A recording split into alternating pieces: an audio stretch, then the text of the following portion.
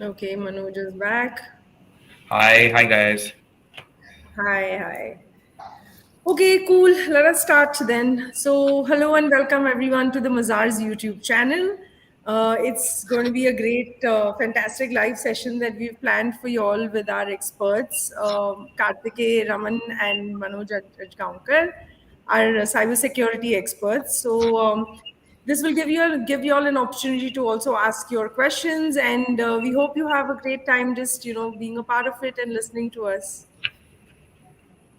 Yeah, thanks, Thanks. Sati. Thanks for the introduction. Looking forward to the great and insightful session. Yes, just a second. So let me actually first ask you all this question since we are on a streaming platform. What do you all both think about what companies need to do to safeguard the data that comes on these streaming platforms now that it's become really common, and what as individuals do one need to also be thinking about? So, Karthike, maybe you can go first and give us a little bit of insight from an individual perspective, and then Manoj, you can let us know about how what companies or streaming platforms need to do to ensure that their customers' data is not is safeguarded. Thanks, Rati. I think it's a very wonderful question and very pertinent to how we have all now in this digital world have started connecting with each other on live streaming. And more people now we see are posting on Instagram, like on Insta Reels, and have also been helping create certain videos, content on all these platforms. There are a lot of social intermediaries who have stepped in, and not only these marquee names that we see on the area of live streaming, but then there are a lot of live streaming which happens on I would say gaming platforms, etc.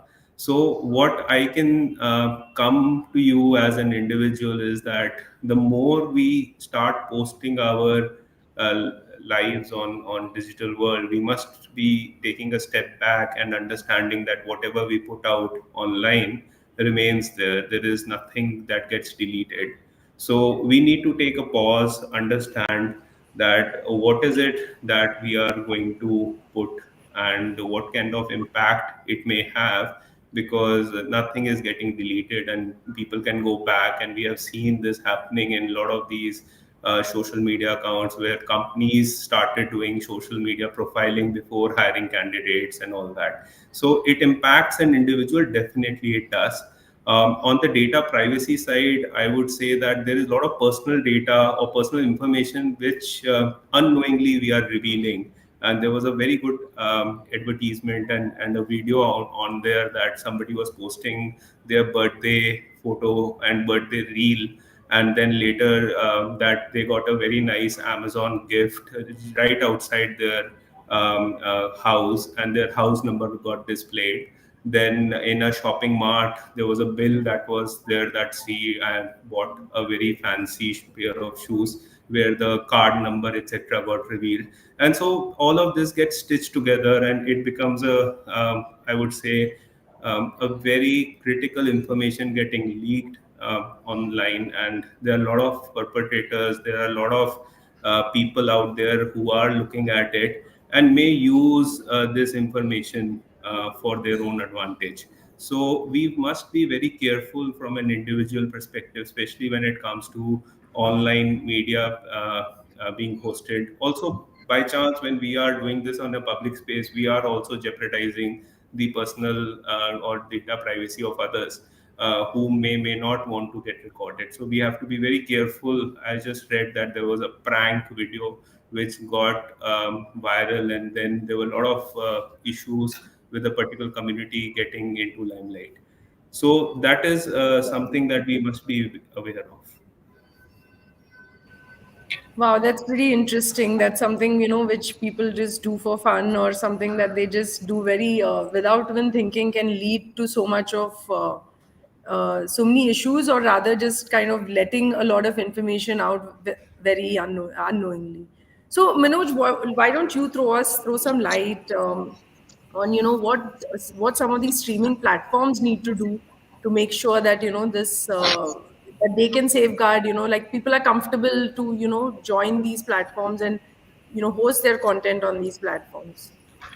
So, Rati, thanks, and a very pertinent question, right? And I think what Kartikeya alluded to and the explanation that he gave in terms of how every user is now, very much aware of his or her privacy rights and what he or she must be posting and not posting on these platforms.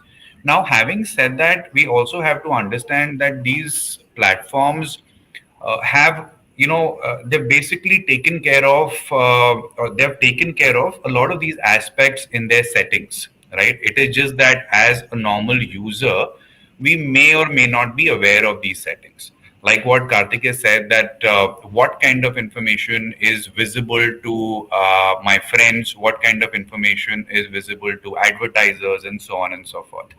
It's very well laid out in the privacy policy. Having said that, these privacy policies are very long and not very easy to understand.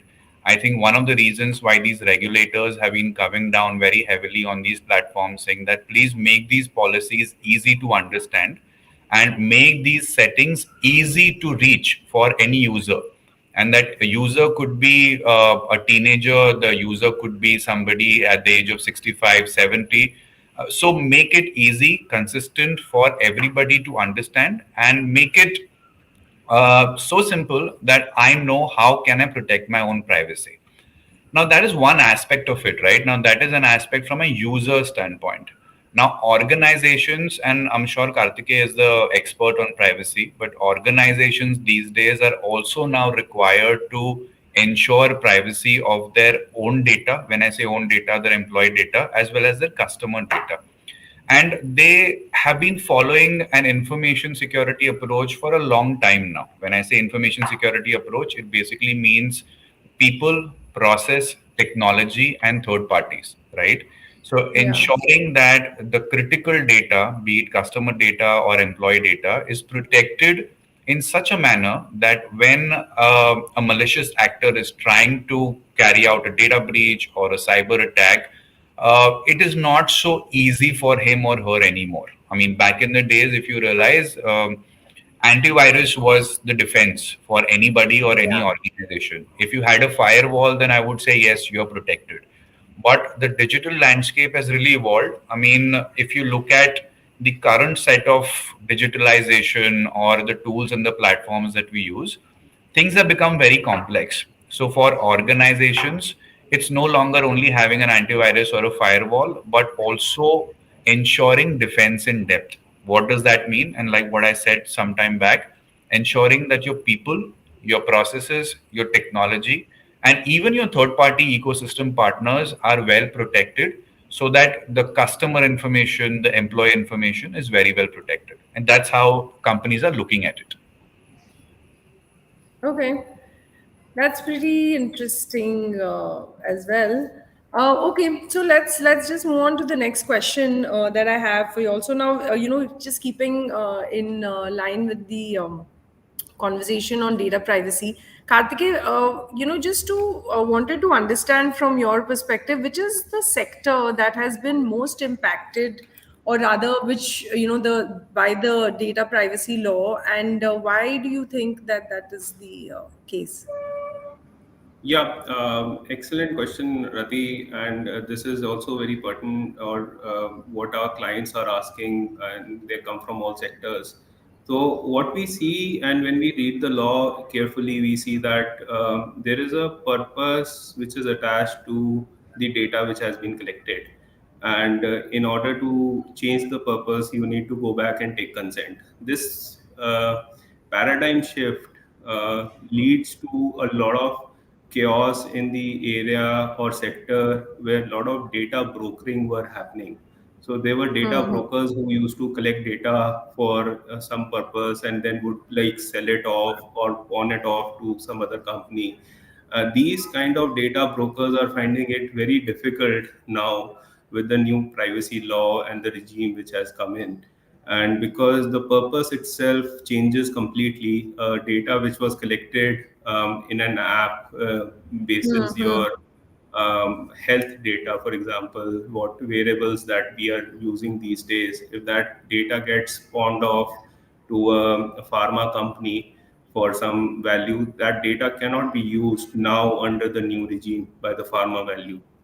So what we are seeing is that there are these companies which were intermediaries or brokers, and there was a lot of data brokering happening. Sometimes we used to see ads like 50,000 high net individual records available, or Yeah, doctors available in your city where you can do cold calling and all that. So those correct. kind of businesses are going for a toss because of the new Mm-hmm. major sector that I see. Okay, Also, okay. I think Rati, just to add to what Karthikeya said, regulated industries like financial services or telecom, they were always very careful with how they handled information or how they handled customer data, right? And Yeah, yeah. that was because all these regulators would basically have very stringent guidelines around it. So and hence they Correct. had no other option but to do it. They also had a lot of global peer pressure in terms of managing data, in a certain manner, be it data localization, be it data security. But now, what Kartikeya said was a very important point, that with the new legislation, with the new bill, it is not only the regulated industries, but every organization that Yeah. handles personal data will be now liable to protect it. And I think that's just a landmark judgment, I feel. And what that will kind of lead to is everybody taking notice, not only the regulated organizations, but organizations who are outside the regulator purview. And Yeah. also it will give a lot of power, a lot of authority to people like you and me to go and question in terms of how my data is being protected, and in case there's a breach, I have authority now to go and ask in terms of why that happened and how that happened. So I think there's a huge shift in the way data is being handled now as compared to what it was maybe 6 months back. Okay. No, it's pretty, interesting that you also mentioned about, the fact that the law is not just kind of, restricted or other,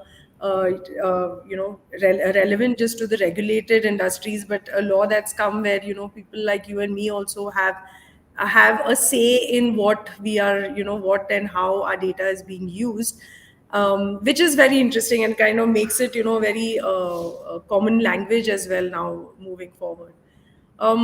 Just keeping on, like holding on this point as well. Since, like, we are in an era where users are and customers are, are very important, and how they, have a say in certain things that we do. Manoj, I think I want you to take this question on how do we basically handle, how do organizations now handle anything, all the with the evolving digital landscape, how do we handle that sensitive data? uh, and organizations, think about growth, and also ensure that, you're not, your whatever you're doing or whatever processes you're implementing, you are safeguarding the customer's interest as well. So what, maybe you can throw some light on some of what organizations are doing right now to take care of, the evolving digital landscape that Sure. everybody is getting into. Sure. So, two things, Rati. I feel that, firstly, and I'm sure everybody would have very commonly heard this term security versus convenience, right?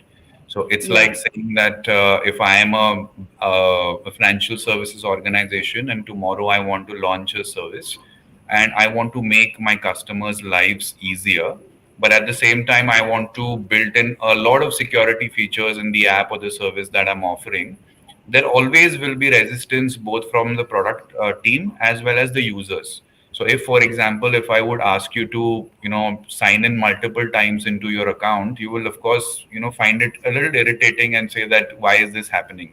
So the security versus convenience debate has been going on for the longest time, right? What organizations have been very smartly trying to do over the years is trying to overcome this debate and trying to see how they can build security within the product as compared to thinking of security after a product has been launched. Just to give you an Hmm. example, you've been using an online banking website for the longest time, right? And if you see, it has evolved. It started with only a password, then it basically came up with a multi-factor authentication, then it came with CAPTCHA. So these security features were built on top of an existing product. Now, as a user, I'm sure a lot of people will find it easy, but there will be a lot of people who will also find it cumbersome. Now, what Hmm. we're seeing is that a lot of new products that are getting launched, and these products could be social platforms, these products could be e-commerce websites or banking websites. The security features are baked into it. What does that mean? It means that right from day one, you have a high level of security that a user gets so that he knows that his data is protected. At the same time, it does not hinder his experience. So, Hmm. organizations are actually taking the security teams and taking the UX developers and putting them together when they're designing a product. It's not an afterthought anymore. That is point number one. Point number Hmm. two is that when a product is launched, and you will see that there are a lot of these updates, patches, new versions that keep coming up, and that is true for even your operating systems. You will see that Google will have a patch Monday or Microsoft will have a patch Tuesday. What are they trying to do? They're trying to basically identify certain security flaws in your operating system or your app, and they're trying to proactively patch it. Now, it's a very important Hmm. thing to do, right? So what is happening is your user experience is not getting impacted. Periodically, your apps, your services, your platforms are getting the necessary security patches. And at the same time, a user is happy because he knows that he still has those 3 steps and he doesn't have 10 steps before he can Yeah, access yeah. his service. At the same time, he knows that his data is secure. So, two principles, and I think Kartikeya will also add to that two principles, and I'll say three principles: security by design, privacy by design, and resilience by design. I think these are three principles that a lot of organizations have started building it into their product as compared to thinking it or thinking of it as an afterthought. Okay. Yeah, that is true. Actually, this whole aspect of by design that has come into play is pretty interesting, and I think to a huge extent it also takes the customer's interest in mind because you're putting all of these security features right when you're designing it, right? So Kartiki, there is so much of data that is being collected right now by people, right? I mean, yeah, there is a lot of data. I know that my data, is being collected, and people are using it for also ensuring a good customer experience as well, which sometimes I do appreciate as an individual when I'm thrown I'm like ads are thrown at me, or my experience is also taken into consideration while I'm operating some app, or just online. But why don't you throw some light on, as an individual, what is it that I need to do to make sure that my data is, used intelligently and it is not misused, or rather is used securely as well? Because I mean, I see a lot of benefits in somebody ensuring that I get a good experience, but at the same time, I'm also aware of the fact that it can be misused. So what should I be doing as an individual to make sure that that happens, that it's used Yeah, intelligently and with security? yeah, thanks, Rati. So, Rati, I feel that there are some steps that an individual can take, and especially in the new digital landscape that we are all operating in and consuming so much of technology and digital products each day. So, as you well said, that we need to be very aware of the data that is being collected about ourselves. We need to pay attention to privacy policies. I understand that some of these really are very long, but with the new regulation, definitely they would be more, I would say, easy to understand, and maybe a one pager or a two pager. We need to be aware of how is it being collected, where is it being used, whom it is being shared with. Next step would be that we need to be very selective of the data that we want to share. So, what is it that we want to share? What kind of personal data are we sharing with the organization? And are we sharing it with the organizations that we trust? So that is also a very important aspect. So if we see that there is a particular website which is, and this is a security thing, that when https was not there, then we were really shying away from sharing our data. Similarly, if we see that there has been privacy breaches in a particular company or an organization, we would not have that much of trust, and we will avoid sharing our personal data on those social media and public platforms. Yeah, yeah, As to add to what Manoj was saying, that we must keep our software up to date. I know it's a pain sometimes to get those updates done, and oftentimes we just miss it, or there are certain issues while doing the update, Wi-Fi connection, etc. But still, those security patches are really important. We need to protect our devices. As you know, that we are no longer carrying our wallets, everything is there inside our mobile phones and yeah, other handheld devices.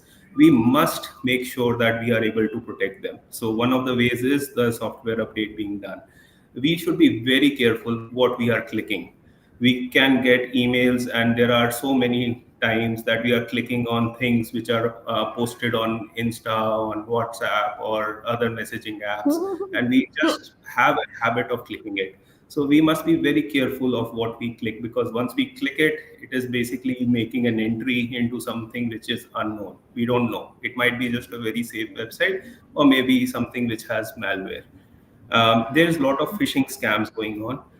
The yeah. only way to prevent phishing is by making sure that you are very suspicious of any email, any message that comes. I think RBI is doing a fantastic job. Other regulators are doing fantastic job in making the public aware. And we should be very mindful of our digital footprint, because whatever we leave, that information is being shared online, it can be reposted, reshared, it can be further transmitted to people who we don't want to share it with. And that is one of the reasons why we see that a lot of times whatever we have done in a private chat gets out there in the open, in the public. So we must be very careful and understand that whatever we are writing, although we are seeing that this is private or encrypted, but it might just get leaked, and there is no other way out. So we need to have like privacy focused browsers, firewall, antivirus. Be very, if there's any suspicious activity, there are teams already in our companies. We have ways in which we can report such things. So we must do our due diligence and report them. So you're basically saying that more than, in addition to all the systems in place that we have, we as individuals also need to take some ownership and be responsible and ask those questions and be more aware of what and how our data is being used, and not just leave it up to, other people to make sure to, or assume that it's being used in the right way or not, right? Yeah, Okay. yeah. Yeah, Sorry, but that's pretty. one Hmm. more thing I wanted to add, Rati, and I think Yeah. Karthikeya spoke about a very important aspect of awareness. He said that do not click on certain links, and but it's not only us who should be aware. My suggestion is that we should basically make everybody around us aware. Now, there are so many times, our parents would come back to us saying that, hey, this is the message I got, or this is the link, or this is the phone call that I got. And what is happening is that the cyber criminals are really getting smart by the day. The amount Yeah. of information that they would have about you even before making that call is really mind boggling. So, information sharing, and who do you share it with? I mean, there's a concept of trust, but there's also concept of trust but verify, right? So it's very Yeah. important. And hence, what Karthikeya said is that while the regulators are doing a lot of campaigns around, cybersecurity, information protection, fraud, and whatnot, I think it is our job as professionals to educate everybody, uh, including our parents, including our co-workers, even for that matter, any house help that we have, right? Because they also fall prey to these kind of things, and it's very important for them to understand the difference between a legitimate link and a phishing link. Yeah. No, yeah, then and that's also interesting that Kartikeya, you also mentioned that we as individuals also want to give our data, or rather we are okay to give our data to organizations that we trust. And so as an organization also, one needs to ensure that they have this brand of being a trustworthy organization, which is also something that I'm guessing also happens with all the things that you all mentioned. As an organization, what is it that you're doing to safeguard your own interest and the interest of your customers as well? So yeah, wow, I'm getting to learn a lot with you guys today. Okay, so Manoj, you also mentioned about res-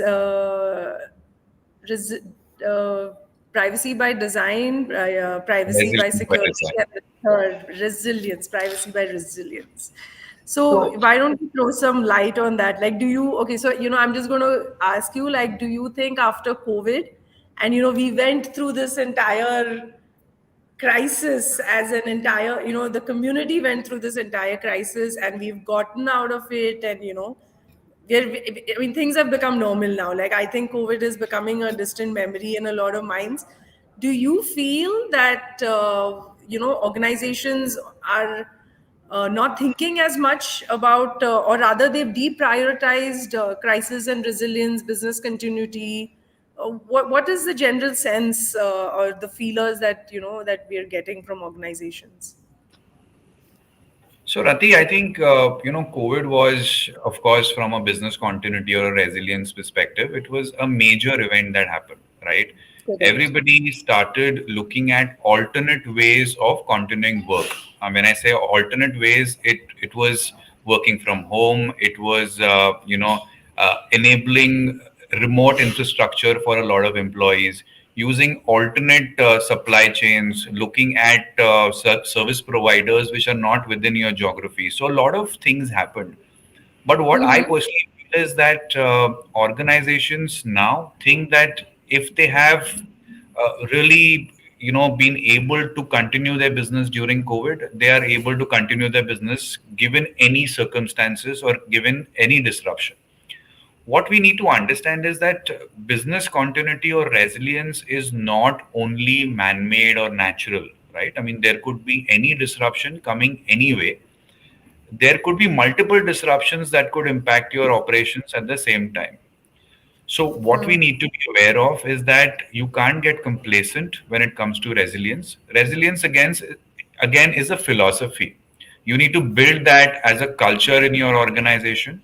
And whatever you do, be it your IT systems, be it your processes, be it your third party, your service providers, or even be it your people, what you need to do is you need to ensure that you're always thinking about resilience. You're always thinking that if something goes wrong, how do I continue my business?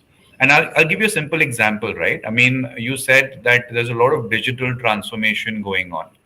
Now, look Yeah. at the business models that are coming up. You look at the online gaming industry, you look at the fintech industry.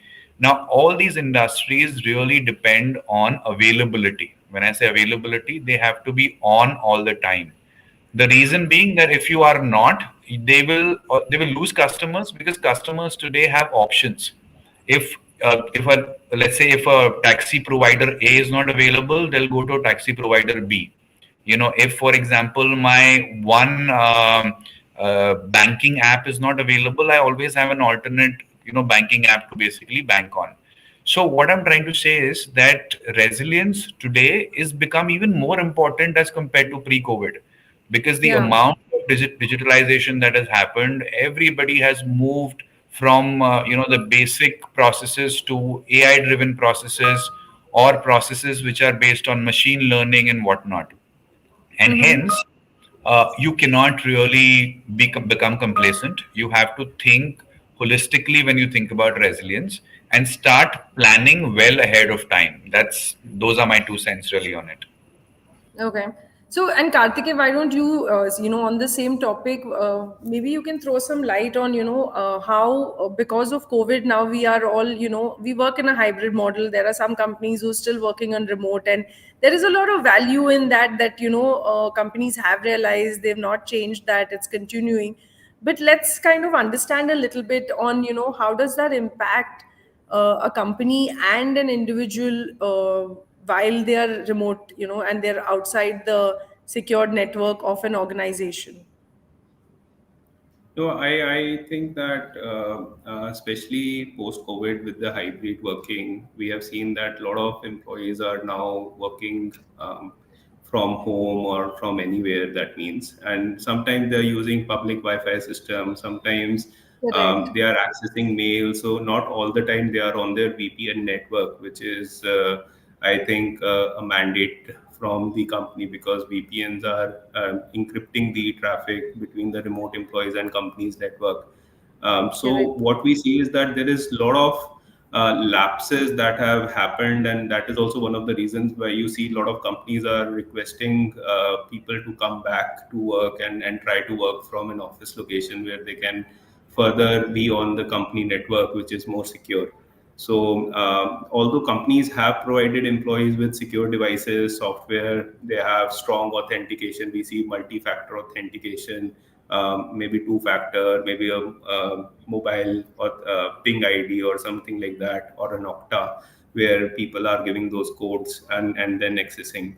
But what we see is that the basic firewall, etc., is missing, and at times these laptops are being used in cafes or on public Wi-Fi, etc. And there are chances of potential threats which are coming in.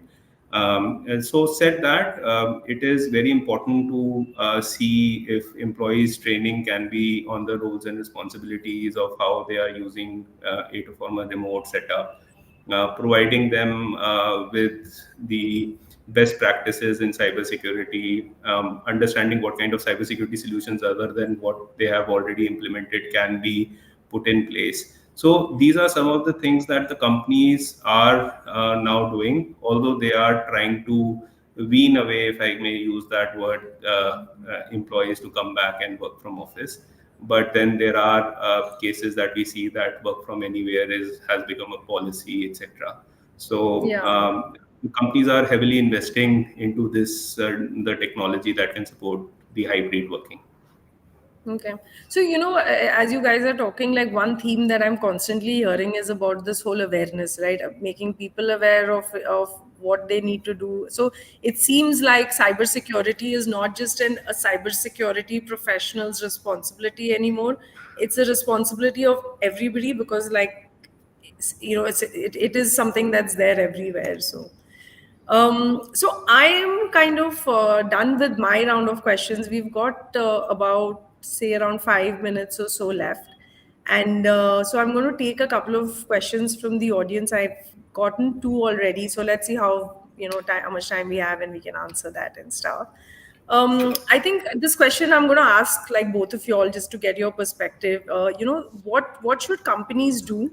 Risks are evolving, they're constantly evolving. I mean, you don't you can take a proactive approach, you can take a preventive approach, you have all of that stuff, but you never know how and what risks. I mean, you can take a preventive approach about a risk that you're aware of, but but risks are constantly evolving, right? So what should companies do from that perspective to make sure that they are ready for things that are unknown and things that are not that are evolving all the time?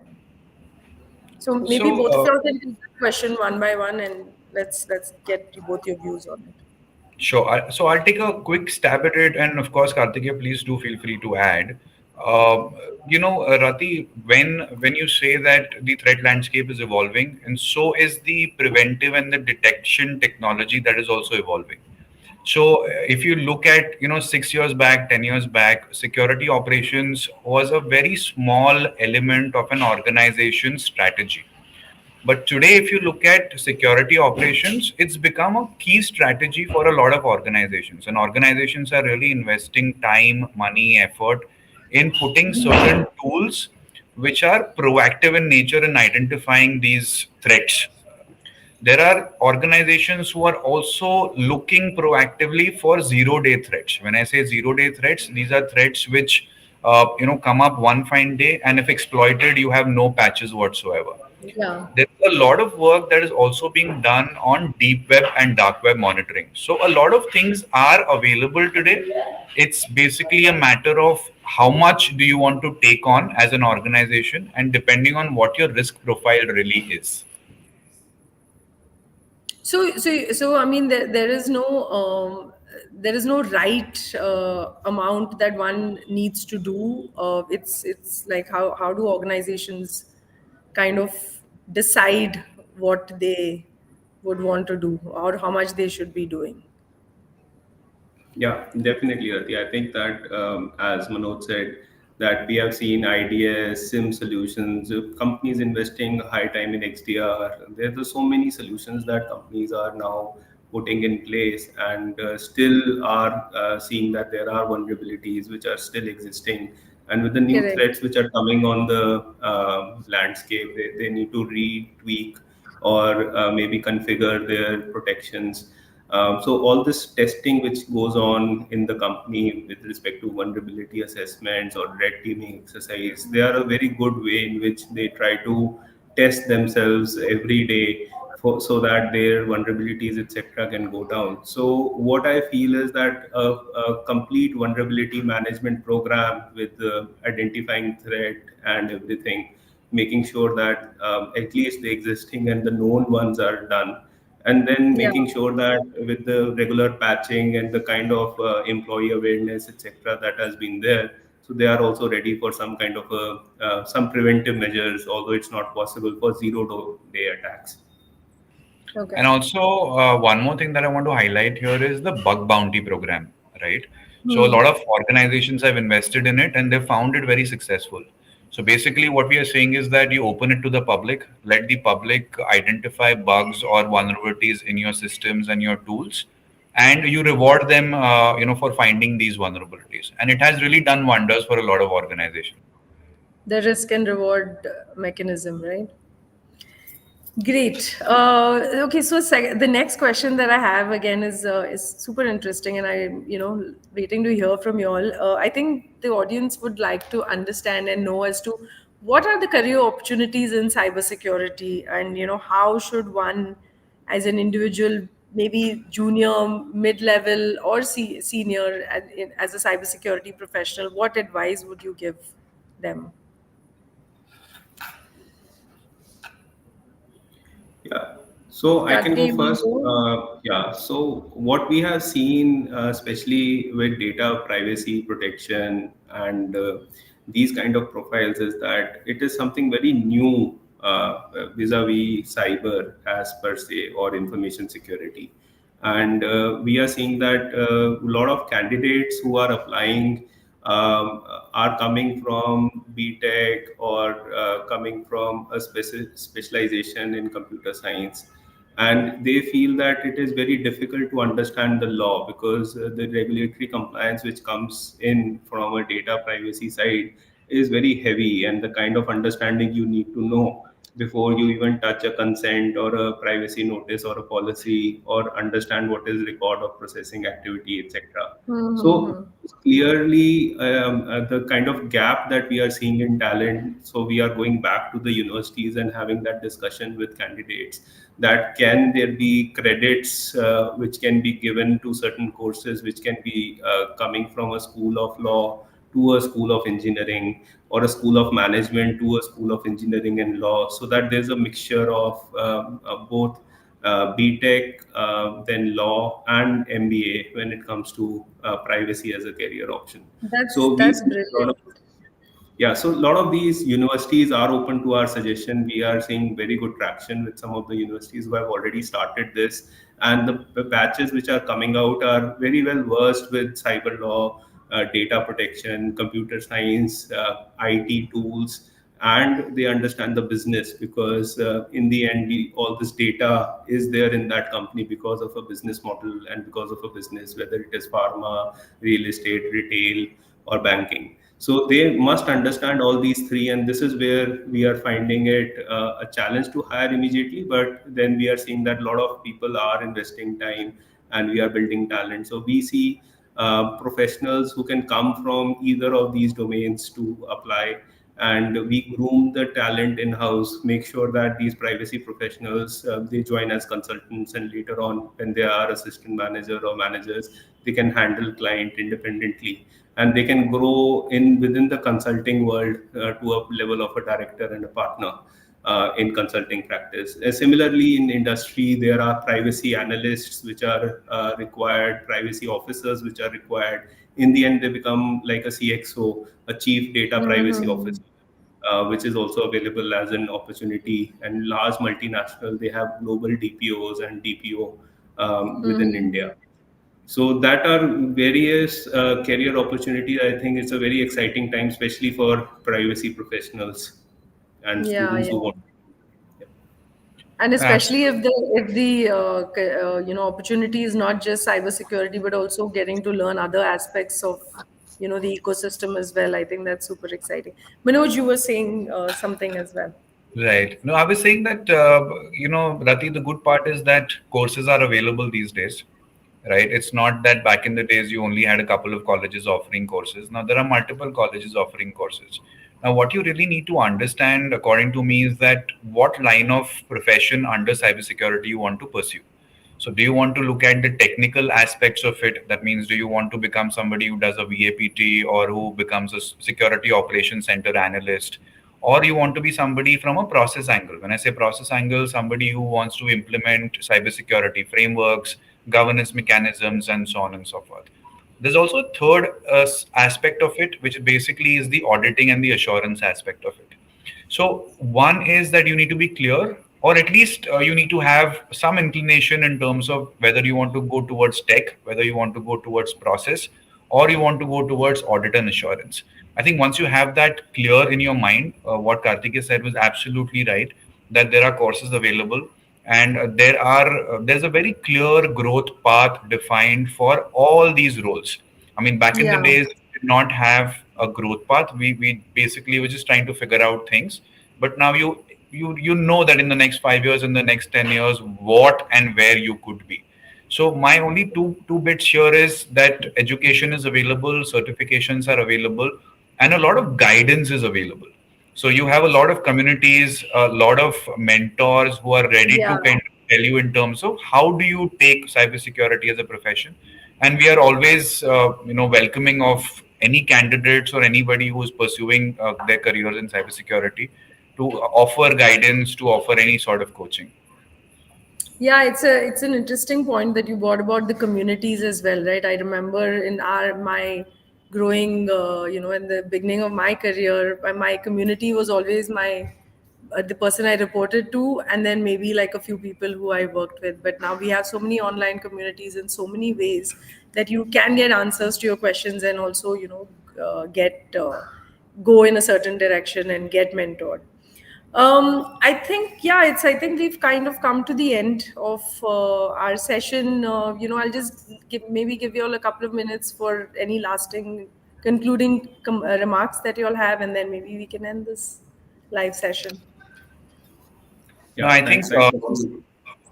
sorry, I'll just very quickly tell you my thoughts. And, Karthik, is always a pleasure to, hear from you and the experience and the insights you really bring to the table. A lot of people definitely benefit from, the experience that you have in privacy and data protection. Uh, just a couple of thoughts, Rati, to end this conversation with is that uh, cybersecurity and privacy are really growing areas, right?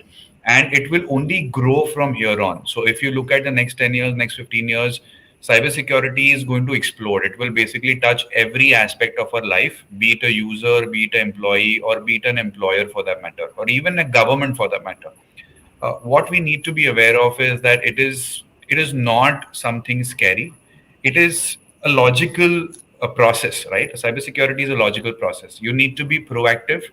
You need to look out for risks and accordingly mitigate those risks so that they don't really translate into a disruption. Having said that, and I think we focused on the career aspects of it. There is a lot.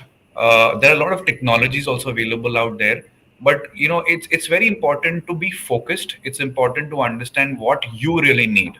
You may go out there and just absolutely get lost with the amount of technologies available. But it is very important to understand what your requirement is and accordingly have a best fit solution or a tailored solution for your organization. I think these are some of the thoughts I wanted to end with. Nice. Yeah. I Kartikeya, would you? just say a couple of things, Rati, to end saying that it's an excellent opportunity for everyone, especially with the new privacy law which has come in. And coming from the individual standpoint, I would say that we are being termed as digital nagriks of the new India, and we are seeing that the kind of Amrit. That whole program of Digital India and how we are progressing with becoming the first in the economy, global economy space. So I would say that this is a very interesting time for each one of us, especially when it comes to technology, cyber, and data privacy. And with us being called digital nagriks, there are certain duties, etc., which have been laid down before us, where we should know our rights. And there's a campaign that would be launched soon by the government of India around Jago, like a Jago Grab Jago, where awareness campaigns are being launched of Jago, Digital Nagrik Jago. So that is the key word, and we being individuals and consuming technology every single second as we speak right now, we are also consuming technology. So we must be aware and we must do what we need to do in order to have a very sustainable and accelerated growth. All right. Thank you, guys. I think it was a great session and a great end to our cyber awareness month. That October was the cyber awareness month. I think it was a great end to the session. So thanks a lot, and I had a great time. I hope you guys enjoyed as well. And yeah, we should do this again. And you know, Thanks, Digital Rati, Nugget for being such a signing lovely off. host. Thank you for having us. Thanks. Bye bye. Bye. See you.